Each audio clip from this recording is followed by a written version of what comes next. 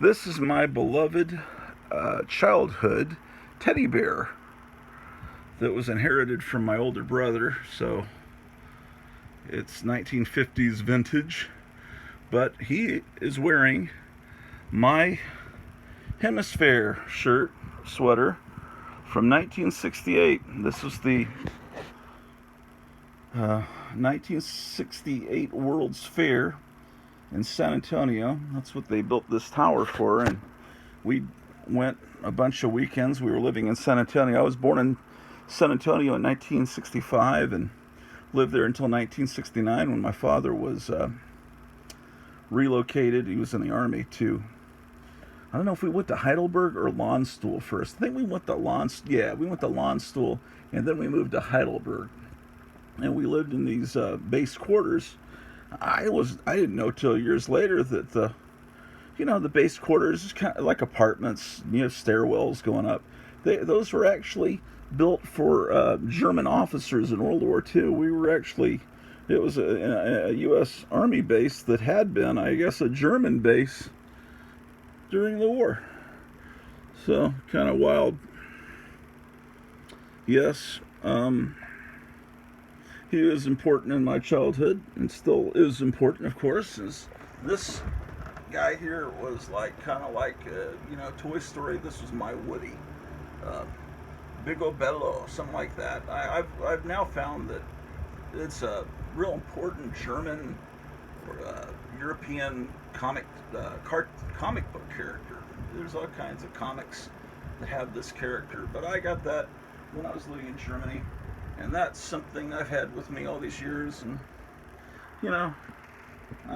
it's just the way things are. But this is a continuation from the last video. I was ranting and raving and got distracted because my wife wasn't feeling well downstairs. So I went down and gave her some Tylenol, and she went back to sleep. So hopefully she'll be feeling better later. Power Records. Like I was saying before, kids did not have tablets to play on in the 70s or phones. I couldn't summon up any movie ever created and just watch it there on my couch. If you didn't see Planet of the Apes in the theater, which I didn't, because I was too young, and then if you didn't see Planet of the Apes, well, I saw it when it premiered on CBS, but back then there were no VCRs. You either saw it that night it aired, or you didn't see it till it was re-aired a few years later. And I remember Planet of the Apes came on. I guess it must have come on about 8 o'clock on CBS. I think it was CBS there in San Antonio. And my bedtime was 9 o'clock when I was in 3rd grade. So my mom made me come home from school and take, an hour nap so I could stay up till 10 to see the end of Planet of the Apes, which my older brother had already ruined the ending for me. He was telling me, it's got this cool ending, this Statue of Liberty, blah, blah, blah, and then, he ruined it. But it's all right. I love Planet of the Apes. But the artwork in these Power Records adaptations, Power Records was an imprint of Peter Pan. Peter Pan Records. And the artwork is uncredited. It looks kind of, Marvel made their own comic books.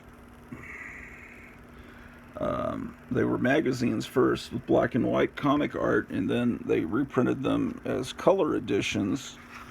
And you saw that if you watched the last video from the comic Crypt of Castle Hills put up this morning. But the artwork, the artwork was great. The acting is terrible, especially the guy that plays Taylor. I remember his delivery. It's like the guy's out of his mind. Let me see.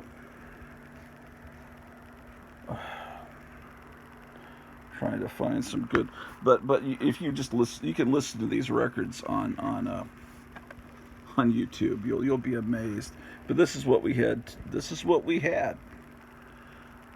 And You know, a lot of the Marvel adaptations didn't get, I didn't think, didn't draw the apes quite right. No, I like that artwork there. Um, the artwork in these is as good, if not better, than what you had in the Marvel comics. I would think this kind of reminds me a little bit of the artwork of Alfredo Alcala. I would bet this was done by Filipino artists or artists from that part of the world, and was probably, it kind of has that style. Yeah, it's good stuff. I'm sort of still in the process of reorganizing several rooms. Well, basically the whole upstairs. Trying to make it more livable and organize the comics collection and all the other collections.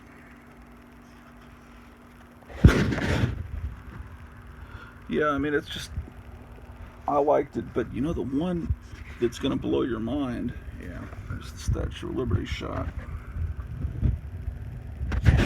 Oh yeah, I remember this delivery. It's like, Nova, now all the pieces come together. This is my planet Earth, 2,000 years in the future, and my civilization destroyed. It's destroyed itself. Oh, Nova, Nova, you are what is left of the human race. I can't get that guy's delivery. It's insane. And Power Records, Books and Records wants you to go ape. Buy each of these exciting books and records at your local store, then go ape. They only did 4 of them. They didn't do Conquest, probably because it's just way too violent, although they didn't really not show violence, but Conquest is pretty much non-stop. At least the last part of that movie is very, very violent, especially when you get it on Blu-ray. If you see they added stuff back in that, I don't know if it was in the theatrical version, but I think it would have gotten closer to an R rating. So I think there's stuff added back in on DVD and Blu-ray that's just like, seems like people getting shot in the head and stuff. Yeah, it's about all the apes rebelling. They've been working as slaves and a lot, and it shows the riots in Los Angeles as the apes take over. And the flames and everything. Oh, look at this. Kind of looks a lot like Antifa. Isn't that great? Get some detail here. Ursus, lead us.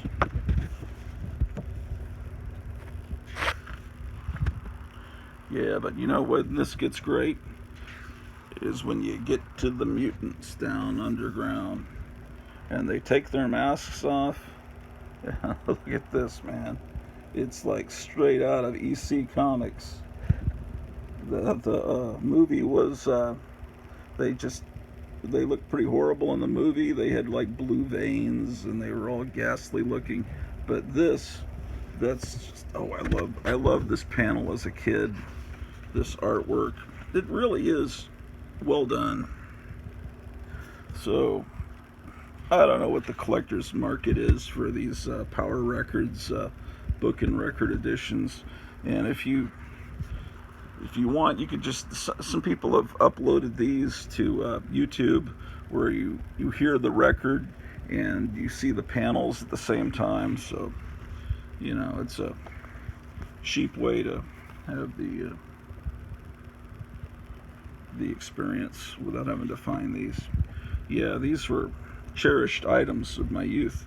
You know, yeah, Escape from the Planet of the Apes. Look at that. Cool. I don't know if the same artist did all of these. You know, Fantastic Four is what got me into comics. Discovering Fantastic Four. But growing up, you know, when I was a kid, there was only 3 channels. I think there were, you know, there's ABC, CBS, NBC, then there's PBS. And some, if you had a big enough city you lived in, you had an independent channel, and sometimes two independent channels if you lived in a really big city. And in San Antonio, there was one Spanish language channel. I imagine now in San Antonio, there's probably dozens of Spanish language channels. But believe it or not, in the 70s, yeah, there's not a whole lot of comic book style action in Escape from the Planet of the Apes. But till the very end. Yeah, there was only one Spanish language channel back then, at least that I knew of, up in the UHF band. Mama, mama. Yeah, I kept my records in great shape and look for these exciting books and records at your favorite store. Yeah. And then Battle for the Planet of the Apes, which was the least of the films. Very low budget. There was nothing like that in the movie. They never showed the atomic bomb going off. Man, if it had looked like this, the comic book makes Battle for the Planet of the Apes look like it was a much better film. Not that I hate it, you know. It was one of the films, and it was, you know, it's.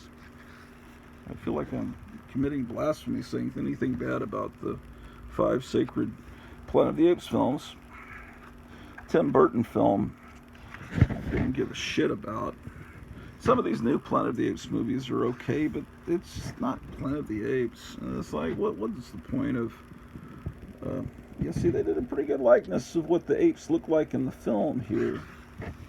Marvel always changed it a bit.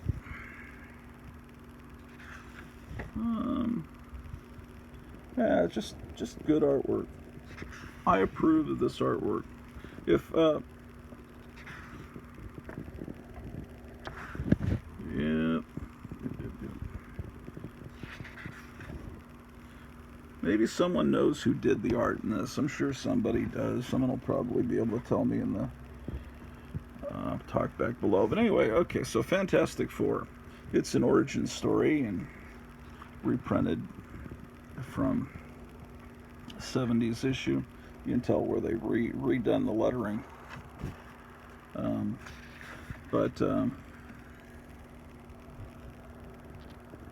See, all that's original lettering, and then that's different.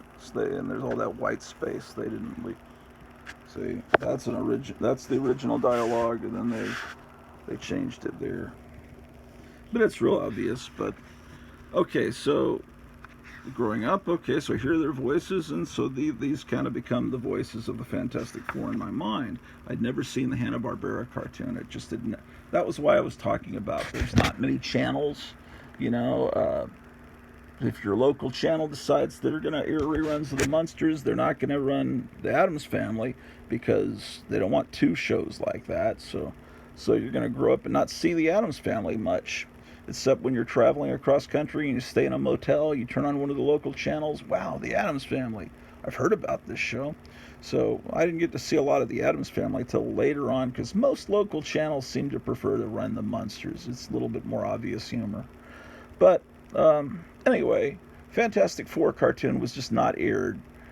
And then when we moved to Tacoma, Washington, I saw the Fantastic Four cartoon listed in the TV guide, but you know, some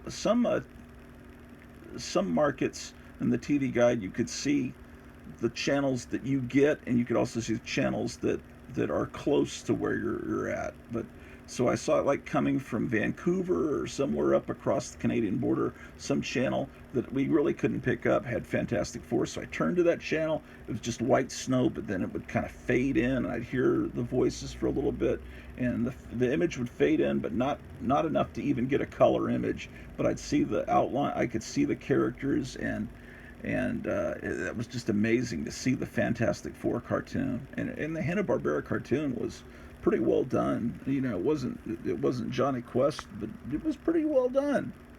I liked it. And okay, so I never got to really. Oh, yeah, that was the other thing that happened that year, my 5th grade year. In the comics, there were all these. When you read what was going on with Marvel, they talked about there was a Fantastic Four radio show. and it was our era, and they showed all the radio stations, and there was one in Seattle that was airing it, but I didn't know what time of day it was aired. I and I would tune into that station just hoping to hear something about it. I never heard that radio show until years later on eBay. Someone put up CDs of all the radio shows. Now they're all available on YouTube, and they're really good. They're adaptations of the early issues. I think the guy doing Reed's voice is the guy from the Hanna-Barbera 1967 cartoon. I'm not sure. The Human Torch, Johnny Storm, is Bill Murray. Right before Saturday Night Live, in between National Lampoon Radio Hour and Saturday Night Live, Bill Murray was doing Fantastic Four. He was a really good Human Torch. Um, so Fantastic Four, finally I got to see the Hanna-Barbera cartoon. I think about 78, 79, there was a syndicated show that ran 5 days a week called Hanna-Barbera's World of Super Adventure, and one day a week they ran Fantastic Four, and I think they had Space Ghost and Birdman and Galaxy Trio and all the other cool stuff.